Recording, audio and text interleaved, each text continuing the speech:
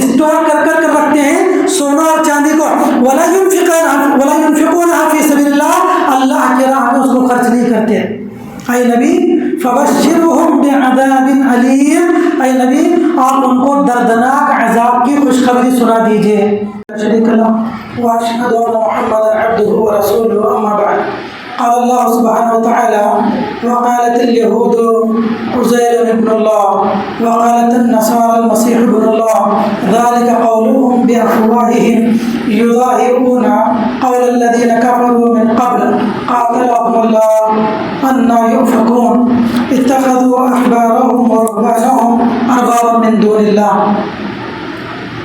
قابل احترام حاضرین مجلس، میں نے آپ لوگوں کے سامنے سورۃ التوبہ کی آیت کریمہ تلاوت کی ہے۔ سورۃ التوبہ یہ ایک مدنی سورت ہے جس کے آغاز میں بسم اللہ نہیں ہے۔ جتنی صورتیں ہیں قرآن مجید میں سب کے شروعات جو ہے بسم اللہ سے ہوتی ہے، بسم اللہ الرحمن الرحیم۔ یہ ایک ایسی واحد سورت ہے جس کو سورۃ البقرہ بھی کہتے ہیں، اس میں بسم اللہ سے آغاز نہیں کیا گیا۔ اس کے تعلق سے اہل علم کہتے ہیں کہ دراصل سورۃ التوبہ کے اندر بھی وہی مضامین، وہی احکام بیان کیے گئے ہیں جو پچھلی سورۃ الانفال میں بیان کیے گئے ہیں۔ تو یہ بنیادی وجہ ہے جس کی وجہ سے اس کو کنٹینیو کیا گیا ہے بسم اللہ کے بغیر۔ تو سورۃ التوبہ میں اللہ رب العالمین نے بہت سارے احکام بیان کیے، سابقہ امتوں کے کچھ حالات بیان کیے، اور مشرکین مکہ جو کعبۃ اللہ کو آ کر طواف کیا کرتے برہنہ ہو کر ان کو منع کیا گیا۔ اور اسی طرح اس صورت میں منافقین کی بری عادتوں کا تذکرہ ہے کہ منافقین ہر خیر اور بھلائی کی چیزوں میں سب سے پیچھے رہتے ہیں۔ جب جنگ میں شریک ہونے کی بات ہوتی، اللہ کے رسول صلی اللہ علیہ وسلم کہتے جنگوں میں شریک ہونا تو سب سے پیچھے رہتے ہیں، لیکن جب مال غنیمت لینا ہوتا سب سے آگے ہوتے ہیں۔ جنگوں میں جیتا ہوا مال لینا ہوتا سب سے آگے ہوتے ہیں، لیکن جب جنگ میں جانا ہوتا تو یہ سب سے پیچھے ہوتے ہیں، جھوٹے ہیلے بہانے کیا کرتے ہیں۔ تو ان کے بارے میں جو ہے بڑی تفصیل سے اللہ رب العالمین نے اس میں بیان کیا ہے۔ دیکھیے جو آیت کریمہ میں نے تلاوت کی ہے اس میں یہودیوں اور نصارہ کے کارستانی کا ذکر کیا گیا ہے۔ اللہ فرماتے ہیں وقالت الیہود عزیر ابن اللہ وقالت النصارى المسیح ابن اللہ، کہ بے شک یہود یہ کہتے ہیں کہ عزیر اللہ کے بیٹے ہیں، اور نصارہ کہتے ہیں مسیح اللہ کے بیٹے ہیں۔ ان دونوں نے ان دو لوگوں کو اللہ کا بیٹا بنایا۔ یہ بہت بڑا شرک ہے، کفر ہے کہ کوئی شخص جو ہے اللہ کا بیٹا قرار دے۔ ایک اللہ رب العالمین نے قرآن مجید میں ایک مقام پر فرمایا یہ اگر کوئی بندہ یہ کہے کہ اللہ کا بیٹا ہے تو قریب ہے کہ آسمان پھٹ جائے، اس کی اس بات سے آسمان پھٹ جائے اور پہاڑ ریزہ ہو جائے۔ یہ اتنا جو ہے خطرناک جملہ ہے۔ اللہ نے پوری سورت نازل کی قل هو اللہ احد اللہ الصمد لم یلد ولم یولد ولم یکن له کفوا احد۔ اللہ کے ذات بے نیاز ہے، اللہ کے ذات تنہا ہے، نہ اس کا کوئی باپ ہے نہ کوئی بیٹا ہے، اللہ کی ذات یکتا ہے۔ اگر کوئی اللہ کی ذات کے ساتھ کسی اور کو شریک و ساجی بناتا ہے یہ دنیا کا سب سے بڑا شرک ہے، بہت بڑا کفر ہے۔ تو اللہ رب العالمین جو ہے ان کی تنبیہ کرتا ہے ان لوگوں کے اوپر کہ یہ لوگ بکواس کرتے ہیں جو کہتے ہیں کہ عزیر اللہ کے بیٹے ہیں، جو کہتے ہیں کہ عیسیٰ اللہ کے بیٹے ہیں۔ ان دونوں کے اوپر لعنت کی گئی، یہودیوں کے اوپر بھی نصارہ کے اوپر بھی۔ حضرت عزیر کون ہے اس کے تعلق سے پیچھے گزر چکا ہے۔ بعض لوگوں نے ان کو نبی کہا، بعض لوگوں نے عبد صالح نیک بندہ قرار دیا۔ بنی اسرائیل کے بڑے نیک آدمی تھے۔ ہم نے تیسرے پارے میں دیکھا کہ ایک مرتبہ جو ہے ایک فلسطین سے بیابان علاقے سے گزر رہے تھے، یا پھر جو ہے ایسی جگہ فلسطین میں سے جہاں پر قوم عمالقہ ایک قوم تھی جنہوں نے کئی لوگوں کو ہلاک کر دیا اور فلسطین کے اوپر قبضہ کیا۔ جب حضرت یعقوب علیہ السلام اپنے بیٹے یوسف کے پاس مصر چلے گئے تو اس سرزمین پر عمالقہ قوم نے قبضہ کیا اور وہاں کے جو باشندے تھے ان کو تباہ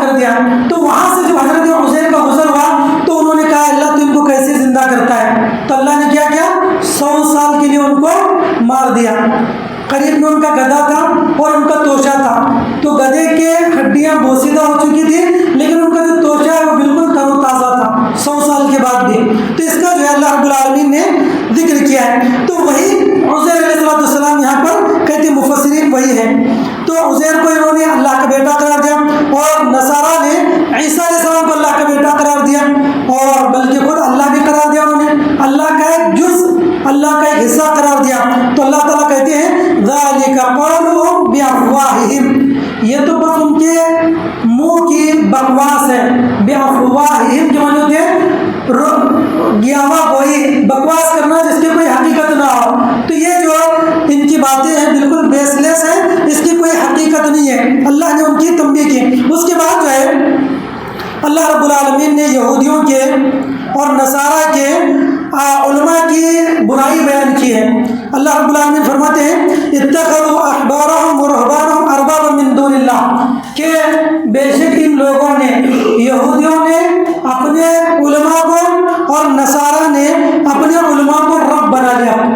احبار یہودیوں کے عالم کو کہتے ہیں، احبارهم ورهبانهم، احبار یہودیوں کے عالم کو کہتے ہیں، رہبان نصارہ کے عالم کو کہتے ہیں۔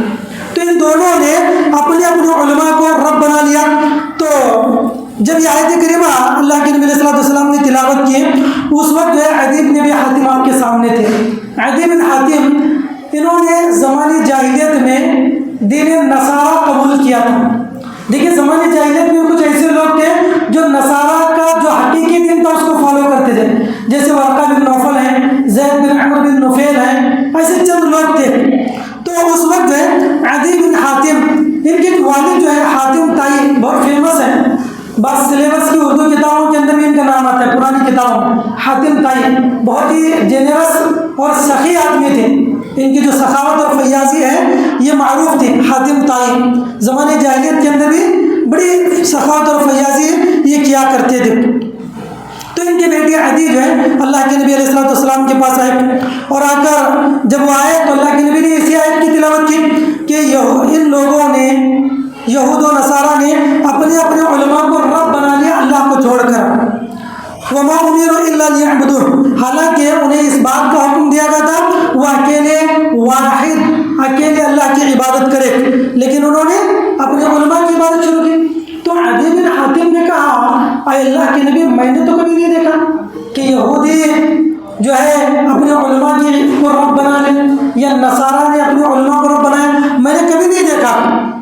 تو اللہ کے نبی نے کہا کہ دیکھو براہ راست وہ رب نہیں کہتے، لیکن یہ بات تو صحیح ہے نا کہ علماء جس کو حلال کہے وہ لوگ اپنے لیے حلال سمجھتے ہیں، علماء جس کو حرام کہے یہ لوگ اس کو اپنے لیے حرام کر لیتے ہیں، یہ چیز تو ہے۔ تو انہوں نے کہا کہ ہاں بالکل۔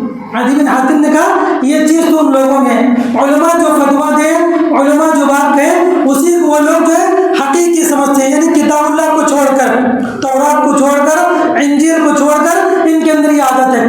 حالانکہ اس زمانے میں جیسے کہ اگلی آیت میں ان لوگوں کے بارے میں کہا گیا علماء کے فتوے لینے چاہیے، علماء کی باتیں ماننا ضروری ہے، لیکن ان کے کون سے علماء تھے اللہ نے اگلی آیت میں بیان کیا ہے۔ کون سے علماء تھے؟ یا ایھا الذین آمنوا ان کثیرا من الاحبار والرهبان لیأکلون اموال الناس بالباطل ویصدون عن سبیل اللہ۔ اللہ نے فرمایا اے مومنو، یہ وہ لوگ ہیں جن کے علماء جو ہے لوگوں سے حرام کا مال کھاتے ہیں، لیأکلون اموال الناس، باطل طریقے سے لوگوں کا مال کھاتے ہیں۔ یہ ان لوگوں نے اپنے بہت سارے نئے نئے طریقے بنا رکھے تھے، مال اینٹنے کے لیے، مال لوٹنے اور خسوٹ کرنے کے لیے انہوں نے کچھ طریقے بنا رکھے تھے، تو لوگ دیا کرتے ان کو، بہت مال دیا کرتے۔ تو ایسے علماء جو ہے جب کسی چیز کو حلال کہتے ہیں لوگ اس کو حلال بنا لیتے، جب یہ علماء کسی چیز کو حرام کہتے ہیں علماء اس کو حرام بنا لیتے ہیں، یا عوام اس کو حرام بنا لیتے ہیں۔ تو یہی تو ہم بنانا ہے۔ دیکھیے حلت اور حرمت، کسی چیز کو حلال کرنا، کسی چیز کو حرام کرنا، یہ اتھارٹی کس کو ہے؟ کس کو ہے؟ اللہ کو ہے۔ اللہ رب العالمین کی ذات کو ہے کسی چیز کو حلال یا حرام بنانا۔ لیکن ان لوگوں نے کیا کیا؟ اپنے علماء نے جس بات کو حلال کیا اس کو حلال بنا لیا، اپنے علماء نے جس چیز کو حرام کرا دیا اس کو حرام بنا لیا۔ تو رب بنانا ہوا، ان کا جو ہے رب بنانا ہوا۔ تو وہی بات اللہ رب العالمین نے بیان کی سب سے خطرناک جو دھندا ہے دین کا بزنس ہے. دین کے نام پر آج دنیا کے اندر ہی ہو رہا ہے. دین کے نام پر کسی بھی کمیونٹی میں آپ چلے جائیں, کسی بھی ریلیجیس میں آپ چلے جائیں, ان کے جو پیشوا ہے وہ دین کے نام پر لوٹ رہے ہیں. نت نئے طریقے نکال کر, بدعت اور خرافات نکال کر, ہر اس میں چاہے وہ کوئی بھی مذہب ہو, ہندوازم ہو, سکھزم ہو, جینزم ہو, بدھزم ہو یا اسلام ہو, کتنے ایسے لوگ ہیں جو اسلام کا دعویٰ کر کر بھی بدعت اور خرافات کی بنیاد پر اپنا پیٹ پالتے ہیں. کتنے مولوی اور ملا جو ہے بس پیٹ پالنے کے لیے نت نئے طریقے انہوں نے ایجاد کر لیا ہے. بچے کے پیدا ہونے سے لے کر اس کے مرنے تک بے شمار بدعت اور خرافات ایجاد کر لی گئی, اور لوگ دیتے ہیں دین کے نام پر جو ہے لوگ دے دیتے ہیں. تو یہ دراصل ان علماء کی علامت ہے جو یہود و نصارہ کی تھی. اللہ نے فرمایا لَيَأْكُلُونَ أَمْوَالَ النَّاسِ بِالْبَاطِلِ, یہ لوگ باطل طریقے سے لوگوں کا مال کھاتے ہیں اور لوگوں کو اللہ سے روکتے ہیں, اللہ کے راہ سے روکتے ہیں. تو ان کی مذمت اللہ رب العالمین نے آیت کریمہ کے اندر بیان کی. اس کے بعد جو ہے اللہ رب العالمین نے مشرکین کا ایک وتیرہ, ان کے بری عادت کا ذکر کیا. فرمایا یریدون ان یطفئوا نور اللہ بافواہہم ویأبی اللہ الا ان یتم نورہ ولو کرہ الکافرون هو الذی ارسل رسولہ بالہدی ودین الحق لیظہرہ علی الدین کلہ ولو کرہ المشرکون. اللہ نے فرمایا دیکھو یہ جو مشرکین ہیں نا, یہ کافرین ہیں, یہ لوگ چاہتے ہیں کہ اللہ کے دین کو ختم کر دے, اللہ کے نور کو بجھا دے. یطفئوا نور اللہ, اللہ کے نور کو ہی بجھانا چاہتے ہیں اور بڑے شد و مت کے ساتھ, بڑی طاقت کے ساتھ جو ہے یہ کوشش کر رہے ہیں کہ اسلام کا صفایا کریں.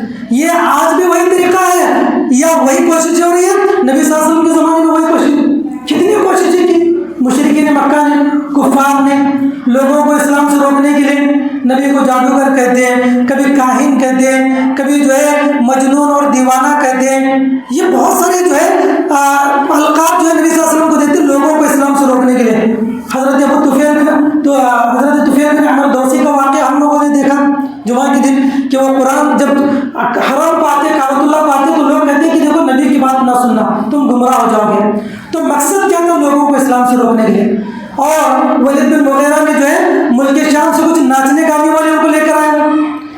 ناچنے گانے والوں کو جو ہے ان الذین یشترون بآیات اللہ ثمنا قلیلا, کہ لوگ جو ہے کچھ ایسی چیزیں خریدتے ہیں جس سے لوگوں کو اللہ کے راہ سے روکیں. تو ناچنے گانے والوں کو لے کر آئے تاکہ یہ لوگ ناچ گانے دیکھنے میں مصروف رہے اور نبی کی مجلسوں میں شریک نہ ہو.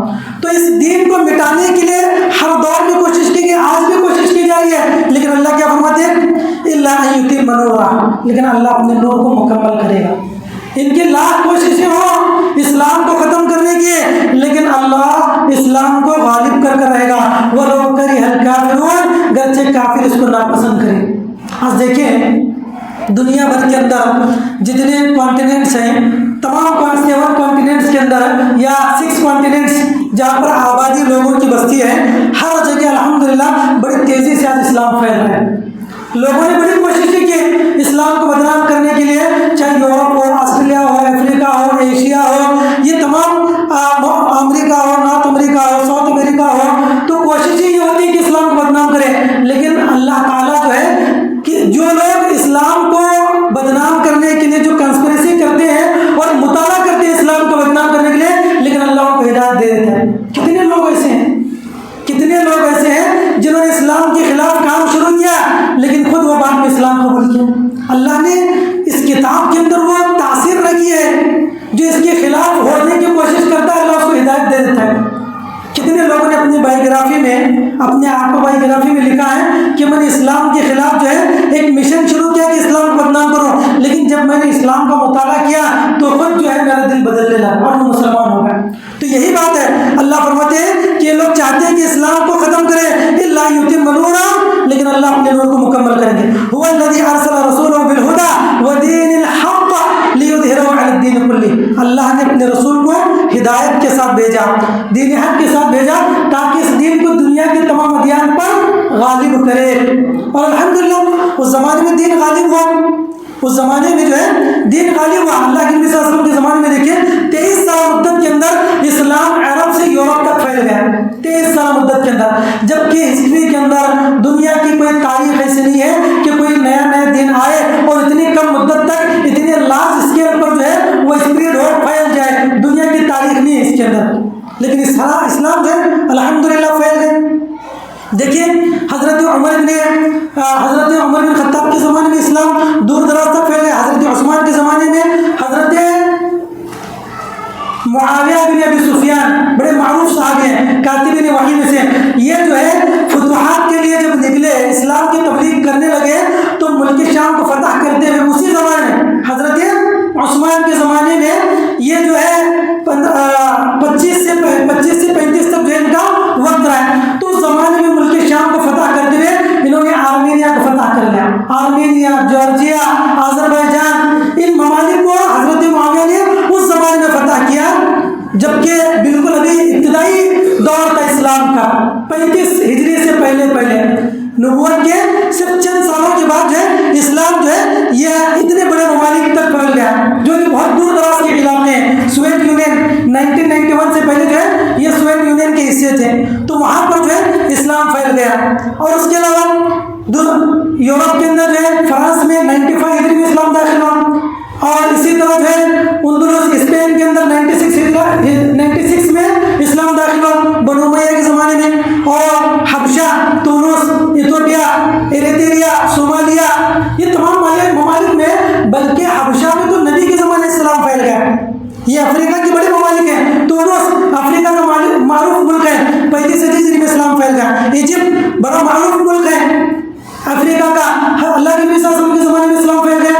یعنی جتنے ممالک چاہے افریقہ ہو، ایشیا ہو، اور یا جو ہے یورپ کے بعض ممالک جیسے فرانس وغیرہ ہے، تو اسی زمانے میں جو اسلام پھیل گیا، یہ اللہ رب العالمین نے حدیث ابو داؤد کی آپ علیہ الصلوۃ والسلام فرماتے ہیں ان اللہ زوالی الارض فرأيت مشارقها ومغاربها فسيبلغ ملك امتی ما زویلی، اور کما قال علیہ الصلوۃ والسلام، کہتے ہیں اللہ کے نبی علیہ الصلوۃ والسلام کہ میرے لیے اللہ نے زمین کو لپیٹ دیا، زمین کو میرے لیے اللہ نے لپیٹ دیا، تو میں نے زمین کے مشرقی اور مغربی حصے کو دیکھا، مشرقی اور مغربی حصے کو میں نے دیکھا، تو مجھے جہاں تک زمین لپیٹ کر دکھائی گئی، بالکل صحیح حدیث ہے، جہاں تک میرے لیے زمین لپیٹ کر دکھائی گئی میری امت کی بادشاہت وہاں تک پہنچے گی، اور پہنچی بھی بہت کم وقت میں۔ مشرق اور مغرب کیا ہے؟ ایسٹرن اور ویسٹرن کنٹریز ہیں۔ مشرقی حصے میں اسلام پھیل گیا، یورپی ممالک کے اندر اسلام پھیل گیا، اندلس میں اسپین کے اندر کتنے سو سال، 700 سال نا مسلمانوں نے حکومت کی، کتنے سو سال، 700 ساڑھے 700 سال تک انہوں نے حکومت کی۔ عبد الرحمن داخل سب سے پہلے 96 ہجری میں داخل ہوئے بنو امیہ کے زمانے میں، 300 سال جو ان کی حکومت رہی وہاں پر، پھر اس کے بعد ہے سلطنت عباسیہ کی حکومت رہی، تو 700 ساڑھے 700 سال تک جو ہے وہاں اسلام جو یورپ کے اندر ہے، فرانس ہے، اسپین ہے، اور اس کے علاوہ جو اس سے متصلہ علاقے ہیں، اور اس طرح جو ہے ایشیا کے ممالک۔ ایک دور تھا دلی سے پرتگال تک مسلمانوں کی حکومت تھی، دلی سے پرتگال دنیا کا سب سے بڑا رقبہ مسلمانوں کے زیر اقتدار تھا۔ اس کے علاوہ افریقہ کی کئی ممالک، بلکہ افریقہ کے 55 کنٹریز میں آج بھی اکثریت مسلمانوں کی، آج بھی اکثریت جو ہے وہاں پر مسلمانوں کی، تو چاہے وہ ایشیا ہو یا جو ہے افریقہ ہو یا یورپ ہو، ہاں یہ اور بات ہے کہ آسٹریلیا وغیرہ میں اس وقت جو اسلام نہیں پھیلا تھا، اور امریکہ وغیرہ، بلکہ امریکہ وغیرہ تو یہ بھی 500 ساڑھے 500 سال پہلے کولمبس نے اس کو جو ایکسپلور کیا یا انکشاف کیا۔ تو خیر اسلام جو اللہ فرماتے ہیں هو الذي ارسل رسوله بالهدى ودين الحق ليظهره على الدين كله ولو كره المشركون، اللہ رب العالمین اپنے دین کو غالب کر رہے گا گرچہ کہ لوگ اس کو ناپسند کریں، اوپر کافرین کا نیچے مشرکین کا، یعنی کافر ناپسند کریں چاہے مشرکین ناپسند کریں، اللہ اس دین کو غالب کرے گا۔ جتنا اسلام کے خلاف کانسپریسی کی جائے گی، سازش کی جائے گی، اتنا ہی اسلام پھیلتا جائے گا۔ اسلام کی شاعر کہتا ہے اسلام کی فطرت میں قدرت نے لچک دی ہے، اسلام کی فطرت میں قدرت نے لچک دی ہے، اتنا ہی یہ ابھرے گا جتنا کہ دباؤ گے، جتنا دباؤ گے اتنا ہی جو یہ ابھرے گا۔ دیکھیں کتنے لوگ اسلام کے خلاف بدنام، اسلام کے خلاف سازش کرتے ہیں، تو لوگ سوچتے ہیں آخر اسلام کیا ہے، دیکھیں تو اسٹڈی کرنا شروع کرتے ہیں اور انہیں ہدایت مل جاتی ہے، اور الحمدللہ بڑی تیزی سے جو ہے اسلام دنیا بھر کے اندر پھیل رہا ہے۔ بات کا جو ہے یہاں پر اللہ رب العالمین نے ذکر کیا. اس کے بعد جو اللہ رب العالمین نے زکوٰۃ کے تعلق سے، صدقات کے تعلق سے ایک بنیادی چیز بیان کی ہے. اللہ فرماتے ہیں والذین یکنزون الذهب والفضة ولا ينفقونها في سبیل اللہ فبشرهم بعذاب علیم. اللہ فرماتے ہیں کہ بے شک جو لوگ اپنے مال سونا اور چاندی کو خزانہ کر کر رکھتے ہیں، یکنزون الذهب والفضة جمع کر کر رکھتے ہیں، اسٹور کر کر رکھتے ہیں سونا اور چاندی کو، ولا ينفقونها في سبیل اللہ اللہ کی راہ میں اس کو خرچ نہیں کرتے. اے نبی فبشرهم بعذاب علیم، اے نبی آپ ان کو دردناک عذاب کی خوشخبری سنا دیجئے. میرے بھائی اسلوب دیکھیں، وہ آپ جو ایڈریس جو اللہ رب العالمین نے لوگوں سے مخاطب کیا ہے اس کا انداز دیکھیے. فبشرهم بعذاب علیم، آپ خوشخبری سنا دیجئے دردناک عذاب. خوشخبری کس کی سنائی دیتی؟ اچھی چیز کی نا، اچھی چیز کی خوشخبری سنائی دیتی ہے. لیکن یہاں پر اللہ کہتے ہیں کہ دردناک عذاب کی خوشخبری سنا دیجیے، دردناک عذاب کی. تو یہ مذاق اڑانا ہے، استہزاء، ان کا مذاق اڑایا جا رہا ہے. جو لوگ سونا چاندی جمع کر کے رکھتے ہیں اس کی زکوٰۃ نہیں نکالتے ہیں، ان لوگوں کے لیے دردناک عذاب ہے. کتنے لوگ ہیں جو سونا نصاب کو پہنچ چکا ہے لیکن زکوٰۃ نکالنے کی توفیق نہیں ہوتی. کسی کے پاس مال ہے زکوٰۃ نکالنے کی توفیق نہیں ہوتی، پراپرٹی ہے زکوٰۃ نکالنے کی توفیق نہیں ہوتی. اللہ نے اور کنز کہتے ہیں، غالباً عبداللہ بن عمر کا قول ہے، کہتے ہیں کنز اس مال کو کہتے ہیں جس سے زکوٰۃ نہ نکالی گئی، اس مال کو کنز کہتے ہیں. الذین یکنزون الذهب، وہ لوگ جو اپنے سونے اور چاندی کو جمع کر رکھتے ہیں، اللہ کی راہ میں خرچ نہیں کرتے ہیں، ان کو دردناک عذاب کی خوشخبری دیجیے. دنیا کے اندر بھی ان کو عذاب ہے اور آخرت کے اندر بھی. بہت سارے لوگ جو ہے زکوٰۃ کے مطلب یہ سمجھتے ہیں کہ جب رمضان کا مہینہ آیا چند بیواؤں کو ساڑیاں دلا دیے، کچھ غریبوں کو یتیموں کو کپڑا سلا دیا، کچھ لوگوں کو کھانا کھلا دیا، کچھ رشتہ داروں میں 2-5 ہزار کو تقسیم کر دیا، یہی زکوٰۃ ہے. یہ زکوٰۃ نہیں ہے میرے بھائیوں. باقاعدہ جتنی ہماری پراپرٹی ہے، سونا چاندی کیش لکوڈ تمام اماؤنٹ کو ملا کر جب، اور سونا چاندی کا تو نصاب الگ ہے، جب یہ نصاب کو پہنچ جائے پھر اس کے بعد بینک بیلنس جمع کرنے کے بعد تمام کیلکولیٹ کرنے کے بعد 2.5% نکالنا یہ زکوٰۃ ہے. یہ نہیں کہ اندازے کے مطابق 2-5 ہزار اسے دیے، 2-4 ہزار اس کو دے دیے، کچھ یتیموں کو بیواؤں کو کچھ مدارس کو کچھ دے دیے. یہ زکوٰۃ کا طریقہ نہیں نکالنے کا.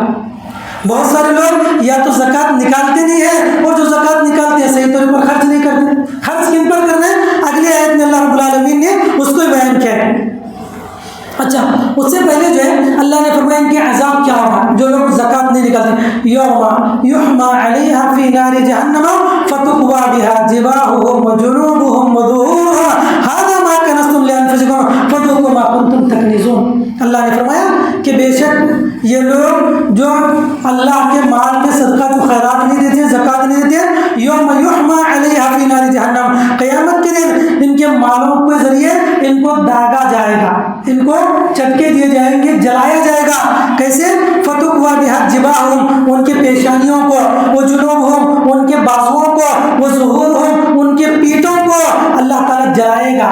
اسی عذاب کس کے ذریعے؟ اسی مال کے ذریعے. جو زیورات ہم لوگ پہنتے ہیں یا جو مال ہمارے پاس ہے سونے چاندی کی شکل میں یا کسی بھی شکل میں، ھذا ما کنزتم لانفسکم، اللہ کہیں گے کہ دیکھو یہی تمہارا مال ہے، تمہارا یہ مال ہے جس کو تم جمع کر رکھتے تھے. اور ایک صحیح روایت میں قیامت کے دن جو ہے ہمارا مال ایک بہت ہی خطرناک اژدہے کی شکل میں آئے گا، سانپ کی شکل میں آئے گا، اور آ کر کہے گا انا کنزک انا کنزک انا مالک انا مالک. اژدہا کہے گا کہ میں تیرا خزانہ ہوں، میں تیرا خزانہ ہوں، میں تیرا مال ہوں، میں تیرا مال ہوں. تو ہمارے اس مال کے ذریعے قیامت کے دن عذاب دیا جائے گا اگر ہم نے اپنے مال کی زکوٰۃ نہ نکالی تو. میرے بھائی زکوٰۃ نکالنا ضروری ہے. اللہ نے فرمایا اس کے ذریعے عذاب دیا جائے گا، اور صرف عذاب نہیں دیا جائے گا بلکہ مذاق اڑانے کے لیے کہا جائے گا فذوقوا ما کنتم تکنزون، چکو آج عذاب کا مزہ چکو. یہ عذاب، یہ خزانہ جو تم جمع کرتے تھے، ما کنتم تکنزون، آج اس کے عذاب کا تم مزہ چکو. یہ اللہ رب العالمین نے بیان کیا. اچھا، اس کے بعد جو ہے مال انسان زکوٰۃ نکال رہا ہے، تقسیم کس میں کریں گے؟ اللہ رب العالمین نے 7 قسم کے مصارف، 8 8 قسم کے مصارف اللہ نے بیان کیا. پہلی چیز اللہ نے فرمایا انما الصدقات للفقراء والمساکین والعاملین علیہا والمؤلفۃ قلوبهم وفی الرقاب والغارمین وفی سبیل اللہ وابن السبیل فریضۃ من اللہ واللہ علیم حکیم. لوگ اللہ کے نبی علیہ السلام جب مال تقسیم کرتے تھے تو بعض منافقین اور بعض لوگ اعتراض کرتے تھے کہ نبی صلی اللہ علیہ وسلم جیسے اسے تقسیم نہیں کرتے. تو اللہ نے آیت نازل کی یہ جو تقسیم ہے یہ اللہ کے نبی اپنی مرضی سے نہیں کرتے بلکہ اللہ کے بتائے ہوئے طریقے کے مطابق کرتے ہیں. تو 8 لوگ کون ہیں؟ اللہ نے فرمایا انما الصدقات للفقراء والمساکین، بے شک یہ صدقہ و خیرات یہ مال فقراء کے لیے ہے، مسکین کے لیے ہے، اور مال زکوٰۃ کا جو مال جمع کرنے والے ہیں جو کام کرنے والے خادمین ہیں ان کے لیے ہے. وہ فی سبیل اللہ اللہ کی راہ میں دینا ہے، وہ ابن السبیل مسافروں کو دینا ہے. اور الرقاب والمساکین والعاملین، فقراء تو جو مانگنے والے ہیں جو بالکل تنگی کے عالم میں ہو اور لوگوں سے سوال کرتے ہوں، حقیقت میں وہ ضرورت مند ہو. بہت سارے لوگ ایسے ہوتے ہیں کام کاج کچھ نہیں کرتے، بس کھانا پینا گھومنا یہی زندگی ہے، اور جب رمضان آتا ہے صدقات و خیرات جمع کرنے لگتے ہیں اور حرص کرتے ہیں کہ ہمارے خاندان کے فلاں آدمی سے ہمیں صدقات فطرات سب ملیں گے. یہ ایسے لوگوں کو نہیں دینا چاہیے جو لوگ خود کچھ کمائی نہیں کرتے ہیں، کوئی کام دام نہیں، بس مال کے انتظار میں رہتے کہ کب میرے پاس مال آئے گا. تو یہ فقراء نہیں ہے. فقیر وہ ہے جو کام کرے اور مجبور ہو وقت. اور دوسرا وہ مسکین، مسکین کا ڈیفینیشن کیا ہے؟ مسکین وہ شخص ہے جو کام تو کرتا ہے لیکن اتنا نہیں کما پاتا جس سے اس کی بیوی بچوں کی ضروریات کو پوری کر سکے. کماتا ہے لیکن اس کی ضروریات کو پوری نہیں کر سکتا، تو ایسے آدمی کو بھی دے سکتے ہیں. ڈھونڈ کر دیں ایسے لوگوں کو، تلاش کر دیں. والعاملین علیہا، اور جو مال زکوٰۃ کا جمع کر رہے ہیں، لانا لے جانے، ان کی بہت ساری چیزیں ہیں تو ان کی اس میں سے ان کو بھی کچھ مال دیا جائے گا ان کی محنت کے مطابق. اور اس کے بعد جو ہے والمؤلفۃ قلوبہم، تالیف قلب کے لیے کوئی غیر مسلم بھی ہے، اب وہ چاہتا ہے کہ اسلام قبول کرے یا اسلام کے تعلق سے روچی رکھتا ہے، انٹرسٹ رکھتا ہے، تو ایسے لوگوں کو کچھ مال دے تاکہ وہ اسلام سے قریب ہو جائے. یہ لوگ بھی مستحق ہیں. وہ پھر رقاب، غلاموں کو آزاد کرنے کے لیے، غلاموں کو آزاد کرنا. خیر آج تو غلام نہیں ہے لیکن بعض اہل علم کا کہنا ہے کہ ہمارے بہت سارے مسلمان ایسے نوجوان ہیں جو بغیر کسی قصور کے جیلوں میں سڑ رہے ہیں، بغیر کسی قصور کے، ان کا کوئی گناہ نہیں ہے، بالکل انوسینٹ ہے وہ، پھر بھی کسی نہ کسی کیس میں ان کو پھنسایا گیا ہے. تو ایسی صورت میں کسی ایڈوکیٹ کے ذریعے، کسی لائر کے ذریعے لائر کر جو ہے اس کو فری کرانے کے لیے ہم یہ اماؤنٹ دے سکتے ہیں. یہ اہل علم کا کہنا ہے. والغارمین، اور بہت زیادہ مقروض شخص کو بھی زکوٰۃ کا مال دیا جا سکتا ہے. لیکن مقروض کون ہو؟ جو جائز چیزوں کے لیے قرض لیا. ایسا نہیں کہ بیٹی کی شادی کرنا ہے اور 500 لوگوں کو کھانا کھلانا ہے، جہیز میں ٹی وی کولر فریج دینا ہے اور 1 سے 5-6 قسم کے کھانے پکوانا ہے، بڑا ہال بک کرنا ہے، فلاں کرنا ہے، اس کے لیے اس نے قرض لیا ہے. ایسے شخص کو زکوٰۃ کا مال نہیں دیا جا سکتا. لوگ عموماً جو ہے بچی کی شادی فوراً زکوٰۃ اٹھا کر دیتے ہیں. دیکھیے اگر آپ کے مال سے وہ کوئی غلط کام کر رہا ہے گناہ آپ کو ملے گا. آپ کی نیت یہ ہے کہ میں بچی کی شادیاں دے دوں گا، لیکن اگر وہ کوئی بدعت اور خرافات کا کام کرے گا آپ گنہگار ہوں گے. تو جس انسان کی بچی کی شادی ہے دیکھیے اس کی بنیادی ضرورت کیا ہے. واقعی بچی کی شادی میں کچھ خرچ ہوتا ہے لیکن بنیادی ضرورت کیا ہے وہ دیکھ کر جو ہے ہم اس کو پیسہ دیں. بیکار کا فضول خرچی کرنے کے لیے، مختلف بدعات اور خرافات کرنے کے لیے اگر پیسے دیتے ہیں تو وہ زکوٰۃ قبول نہیں ہوگی. وہ فی سبیل اللہ، اللہ کی راہ میں دیں. اللہ کی راہ میں بہت سارے کام کیے تھے، اس کے اندر جو زکوٰۃ کا مال دے سکتے ہیں. مسافر ہے، کہیں پر آ گیا، راستے میں بھٹک گیا، اس کے پاس مال نہیں ہے، پریشان ہے، تو ایسے مجبور آدمی کو بھی جو ہے مال دیا جا سکتا ہے. اور فریضۃ من اللہ، اللہ رب العالمین کہتے ہیں کہ یہ جو ہے اللہ رب العالمین کی طرف سے یہ واجب چیز ہے، یہ اللہ کی طرف سے فرض ہے. اللہ کے نبی علیہ السلام نے اس کو فرض نہیں کیا ہے، نہ اللہ کے نبی اپنی مرضی سے اس کو تقسیم کرتے ہیں. تو یہ جو ہے 8 مصارف اللہ رب العالمین نے یہاں پر بیان کیے. اس کے بعد جو ہے کچھ منافقین کا اللہ رب العالمین نے ذکر کیا ہے اور ان کی جو بری عادتیں ان کا تذکرہ کیا ہے. اور پھر غزوہ تبوک میں پیچھے رہنے والے چند صحابہ کا تذکرہ کیا ہے جو اپنی کچھ سستی کی وجہ سے پیچھے رہ گئے، لیکن انہوں نے نبی کے سامنے سچ کہا کہ ہمیں کوئی عذر نہیں تھا پھر بھی ہم پیچھے رہ گئے. تو اللہ رب العالمین نے ان کو ڈانٹ ڈپٹ کر ان کی توبہ قبول کر لی. اس کا جو ہے اگلے آیتوں میں تذکرہ ہے. انشاءاللہ اس کو ہم لوگ کل دیکھنے کی کوشش کریں گے. اللہ تعالیٰ سے دعا ہے اللہ ہمیں کہنے سننے سے زیادہ عمل صالح کی توفیق نصیب فرمائے. اللہ تعالیٰ ہمیں کتاب و سنت کے اندر بتائی گئی چیزوں پر عمل کرنے کی توفیق عطا فرمائے. آمین یا رب العالمین. السلام علیکم ورحمۃ اللہ.